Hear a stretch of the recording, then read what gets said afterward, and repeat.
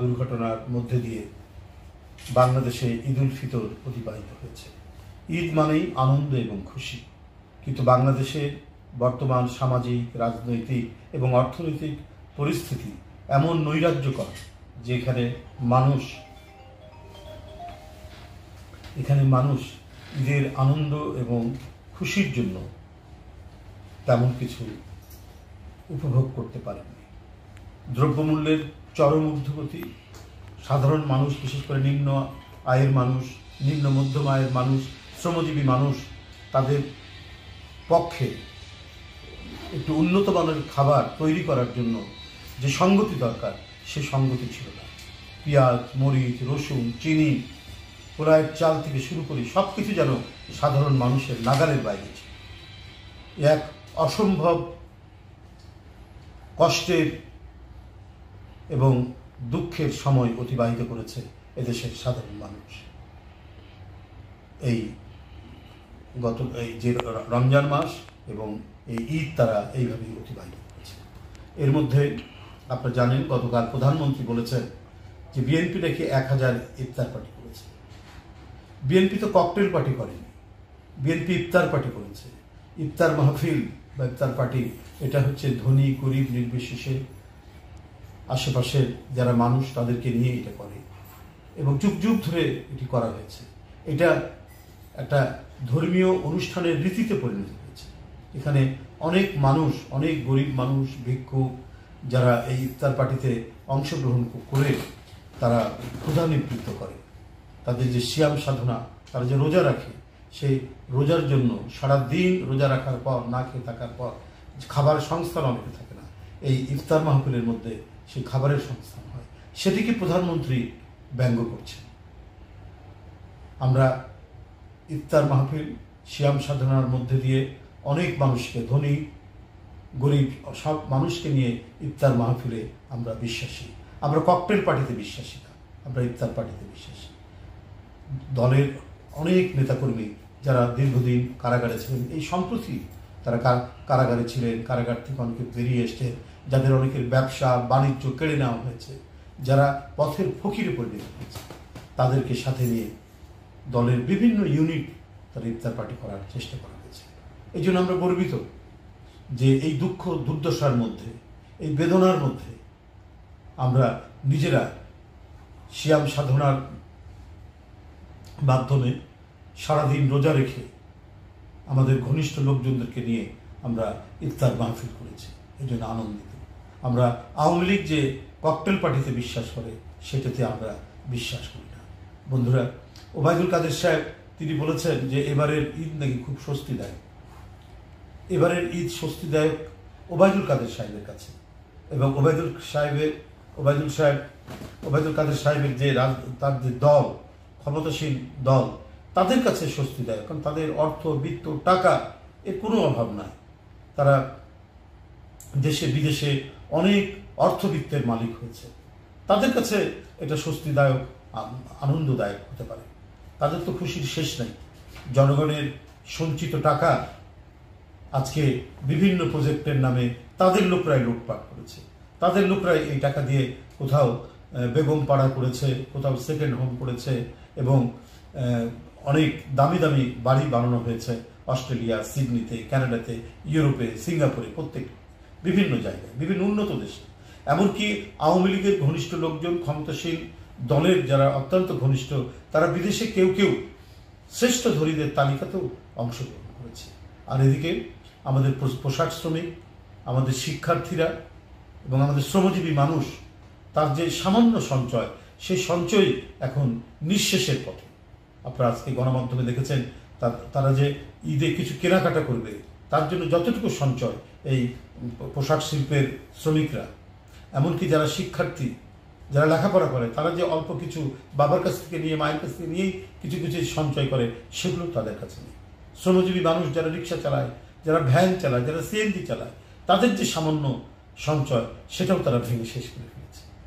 তো সুতরাং স্বস্তিদায়ক হতে পারে ওবায়দুল কাদেরের কাছে, কিন্তু স্বস্তিদায়ক এদেশের সাধারণ মানুষের কাছে তো নয় বটেই। তার উপরে এই ঈদকে কেন্দ্র করে চলেছে সরকারের অব্যবস্থাপনা, সরকারের নানা ধরনের মানে যে নীতির কারণে যে হয়রানি এবং যে দুর্বিষহ পরিস্থিতি তৈরি হয়েছে, সেটা ওবায়দুল কাদের সাহেবরা হয়তো লক্ষ্য করছেন না। তিনি তো মন্ত্রীর যে গরম, সে মন্ত্রীর গরমের মধ্যে উষ্ণ হয়ে আছে। তিনি তো জনগণের দিকে তাকিয়ে দেখছেন না যে ঈদের দিন কি হয়েছে। এই ওবায়দুল কাদের সাহেবের দায়িত্ব হচ্ছে সড়ক সেতু মন্ত্রী, তিনি এই মন্ত্রণার দায়িত্ব। গতকাল ঈদের দিনেই 10 জন মানুষ সড়ক দুর্ঘটনায় নিহত হয়েছে, গতকালই নিহত হয়েছে।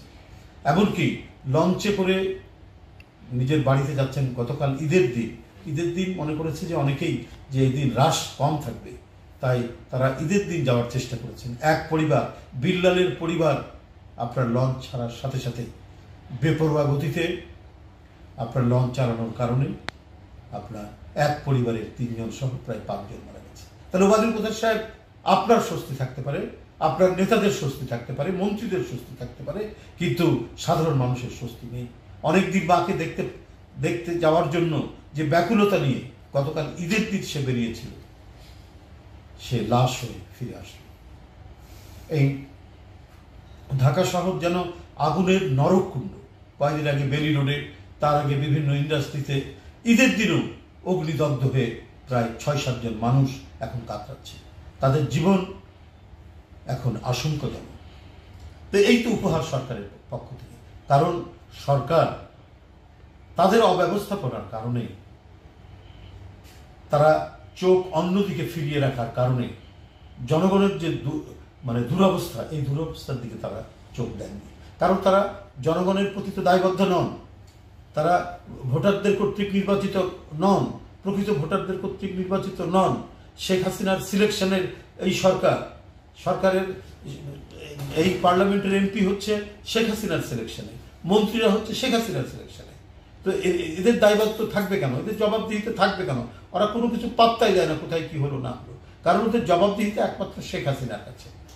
দেশের মানুষ মারা যাক, আগুনে পড়ে মারা যাক, পানিতে ডুবে মারা যাক, সড়ক দুর্ঘটনায় মারা যাক, তাতে সেতু মন্ত্রীর, সড়ক মন্ত্রীর কোনো যায় আসে না।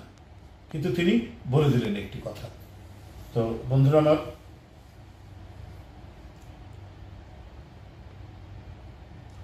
হতাহত হয়ে মৃত্যুর শোক যেন ঈদের খুশির আনন্দকে ম্লান করে দিয়েছে সারা দেশে। একদিকে দ্রব্যমূল্যের ঊর্ধ্বগতি, তার উপরে সরকারের অব্যবস্থাপনায় শুধু লাশের সারি। এই হচ্ছে পরিস্থিতি। বন্ধুরা আমার, বিএনপি জনগণ স্বার্থের প্রতি দৃষ্টি দেওয়া একটি রাজনৈতিক দল, জনগণের স্বার্থকেন্দ্রিক একটি রাজনৈতিক দল। তাদের এত নিপীড়ন, এত নির্যাতন, এখনো হাজার হাজার নেতাকর্মী কারাগারে, এবং হাজার হাজার নেতাকর্মী দলের শীর্ষ নেতৃবৃন্দ সহ তারা মাত্র কদিন আগেই কারাগার থেকে বেরিয়ে এসেছেন। তো তারা এর মধ্যেই সবাই মিলে আমরা জনগণের পক্ষে দাঁড়িয়েছি, জনগণের সাথে দাঁড়িয়েছি, এখনো জনগণের পক্ষে দাঁড়িয়ে কাজ করছি। কারণ ইফতার পার্টি হচ্ছে এটাকে একটি জনগণ কেন্দ্রিক একটি রাজনৈতিক কর্মসূচি, এটা একটি ধর্মীয় অনুষ্ঠান, কিন্তু এটাকে যদি আমরা কর্মসূচিও মনে করি, আমাদের এই কর্মসূচিটা হচ্ছে একেবারেই জনগণ কেন্দ্রিক, জনগণের স্বার্থ কেন্দ্রিক। এদেশের দুর্দশাগ্রস্ত মানুষকে নিয়ে এই ইফতার মাহফিলের আয়োজনগুলো করা হচ্ছে। আপনারা নিশ্চয়ই জানেন, আমরা এখানে শ্রমজীবী মানুষকে নিয়ে এখানে ইফতার করেছি, কয়েক দফায় আমরা এখানে করেছি। এইভাবে সারা দেশেই ইফতার মাহফিল করা হয়েছে।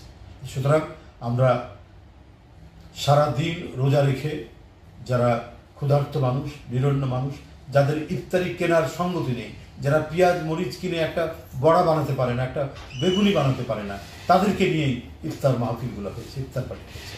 আওয়ামী লীগের মতো সেই তাদের ককটেল পার্টি বিএনপি করে না, বিএনপি করে সাধারণ মানুষকে নিয়ে ইফতার পার্টি, যেখানে সাধারণ মানুষের কিছুটা হলেও তার ক্ষুধা নিবৃত্তির সম্ভাবনা থাকে। আমি আবারও আপনাদেরকে ঈদ উল ফিতরের শুভেচ্ছা জানিয়ে আমার বক্তব্য